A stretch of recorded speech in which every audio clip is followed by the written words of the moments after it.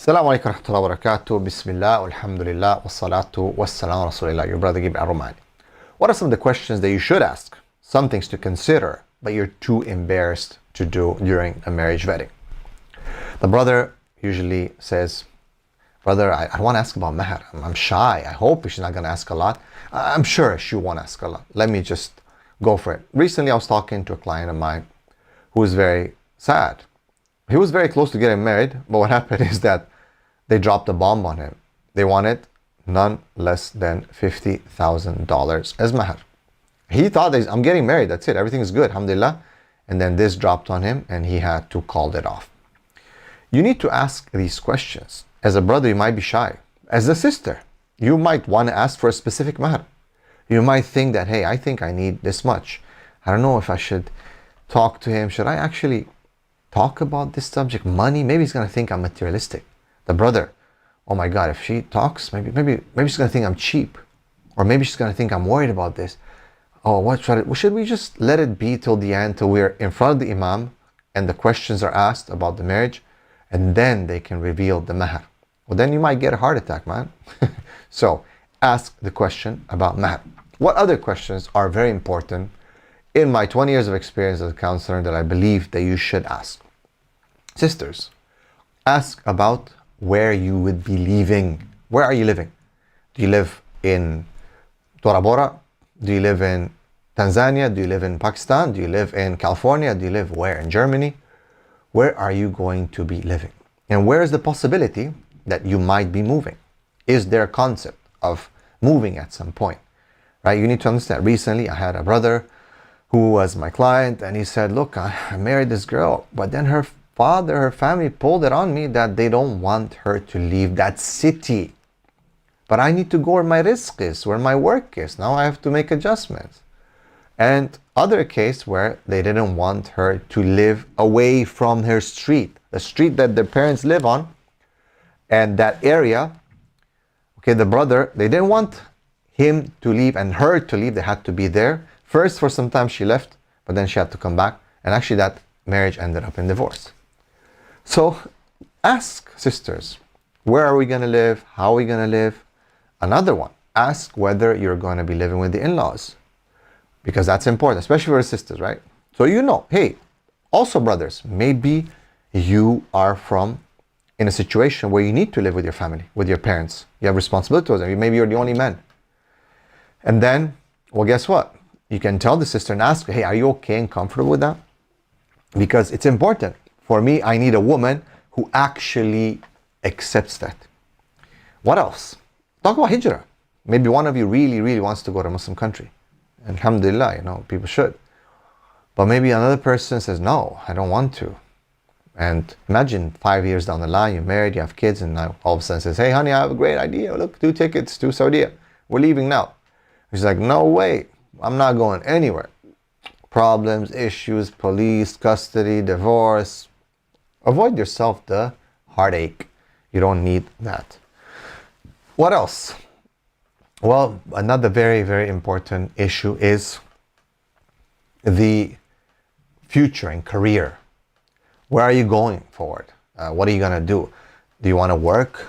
Especially for sisters. I know brothers get very sensitive to this. Ask them. Don't think just, okay, she's done her bachelor's. Wait a second. Do you think she's just, what's your bachelor's in? Biochemical engineering. Do you think she spent $50,000? Her father spent $50,000. He's not going to expect her to work, but you're not going to like that. So you need to make that clear.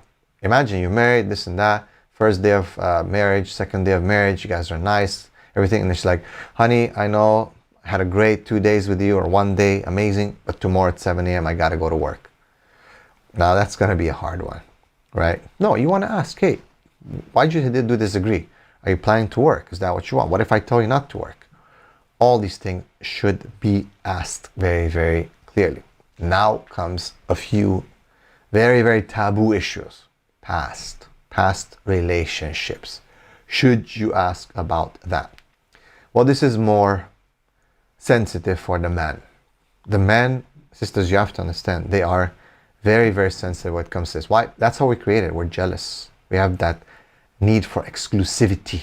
So men will ask about your past. And when a lot of men don't ask, well, they get burnt on the night of their marriage. And then it ends up in divorce the next day. Now, sisters say, wait a second, Brother Gabriel. This is haram, yani, to divulge your sins and so on. Look, if there was a mistake once, and once only, twice, and obviously it'll be hard to tell. But when a woman's been used to mistakes, oh, it's a mistake. It's a mistake, I made tawbah. Still, the man will know. Easily he'll know, and that's going to cause a lot of problems. Now, how do you go about it? Do you expose all your sins and give details? No. But I usually say to the man, look, ask the right question. Say, hey, look, if you have a past, you don't have to tell me the details. But just know that's not what I'm looking for. So just say that your istikhara didn't work out, and tomorrow we just go our own ways, or in 2 days, 3 days, whatever. It doesn't matter. That way you protect your sins. You don't talk about your sins. But at the same time, I have an indication that maybe you're just not comfortable. I don't know what you've done. Maybe you just kissed the guy. Maybe you just did this. Maybe you did more. So I'm not asking about that, to divulge your sins. I'm just asking you to kind of tell me or indicate to me, because I don't want to be surprised and shocked. Sisters can also have some kind of insight into, for example, which really does concern whether men are addicted to pornography. It's not as bad as, asking if you're a virgin, right, to a woman. But they could, because that can affect them as well as women. And women are very, very concerned about that. They can somehow open that discussion and see if that is something that, look, you can say something around the line. You don't ask him directly and he's going to tell you, yeah. But look, I know that men are very easily addicted to stuff. Have you ever had any issues with addiction or problems or substances? You can throw in a few things in there and see what he says. And be like, same thing. Look, if you've done, you don't have to tell me. But if that matters to you as a woman, it really matters to you, you can say the same thing. Look, just tomorrow, just tell me istikhara didn't work out, or just don't message and that's it, and we're done, right? You don't have to tell me your sins. You don't have to tell me all these things. These are questions. And there's many, many other more, inshallah, you'll find in my marriage vetting blueprint, link in the description of this video, where I teach you how to ask the right questions, how to discuss about these topics, how to discuss issues of, maybe people ask me about intimacy, being connected or being compatible in that. So many issues have been discussed in the marriage vetting masterclass and this blueprint that I'm offering, that will help you be in that time to at least make better choices, to reduce the possibility of divorce, to increase the possibility of compatibility. بإذن الله تعالى. بارك الله فيكم. السلام عليكم ورحمة الله وبركاته.